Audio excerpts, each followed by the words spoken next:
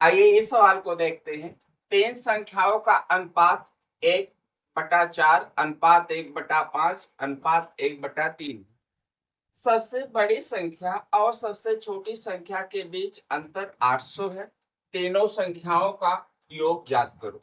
यहाँ पर जो हमारा अनुपात दिया है वो भिन्नात्मक संख्या में दिया है।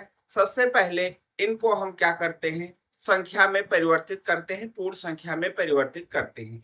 इसके लिए हम क्या करेंगे, अनुपात निकालने के लिए, जिससे ये पूर्ण संख्या में परिवर्तित हो जाए, 4, 5 और 3 का लघुत्तम ले लेंगे और ये कितना हो जाएगा, 60 हो जाएगा। 4 पंचे 20 और 20 तिहाई कितना हो गया, 60 हो गया। लघुत्तम 60 आ गया। अब प्रत्येक संख्या को आप क्या करें, 60 से गुणा कर दें। जैसे 1/4 को आपने गुणा कर दिया 60 से, तो 4 1 के 4 और 4 15 हमारा कितना हो गया, 60 हो गया। इसका कितना हो गया, 15 हो गया। दूसरे का अनुपात देखें आप, 1/5 को 60 से गुणा करेंगे तो कितना हो जाएगा, 12 हो जाएगा।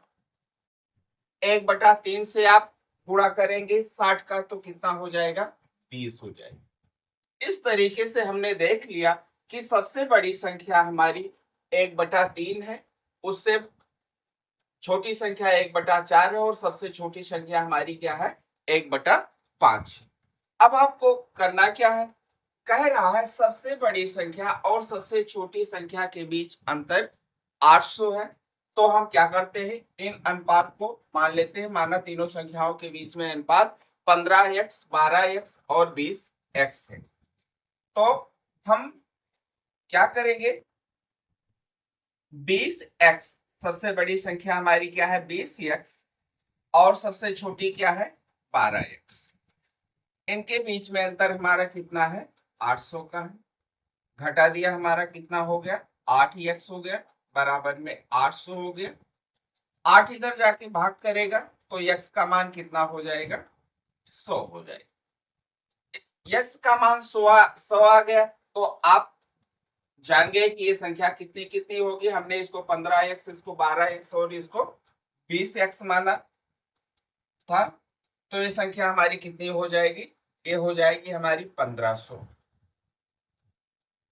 ये वाली संख्या हमारी कितनी हो जाएगी, 1200। और ये कितनी हो जाएगी, ये 2000 हो जाएगी। तीनों संख्याओं को आप जोड़ दें, कितना हो जाएगा, 4700। यही आपका आंसर होगा।